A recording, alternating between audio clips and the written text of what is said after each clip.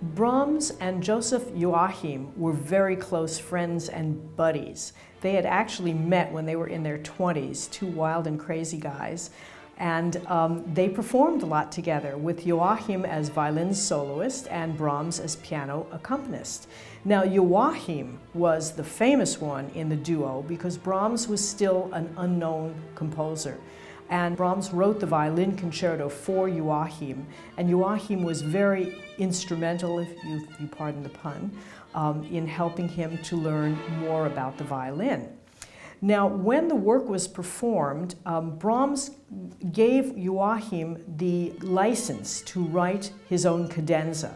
Rather than the composer, Brahms, writing the cadenza, Joachim himself was a composer, not of course on the level of Brahms, but he was a composer, and of course he was a tremendous virtuoso. So he wrote a cadenza that became so popular that there is an anecdote, a quote that I must tell you.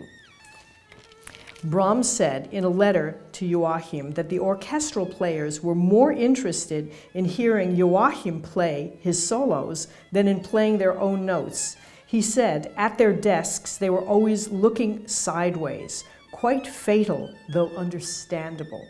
So in other words, here are the orchestral musicians who are not nearly as interested as looking at the music on their own stands as they are looking sideways and watching Joachim play. And the other thing that happened was the audience spontaneously applauded at the end of the cadenza, and they applauded all the way through Brahms's coda.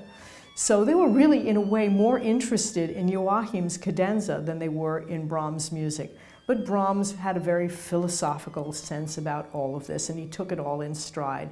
And of course, his violin concerto is probably one of the most popular concertos in the repertory.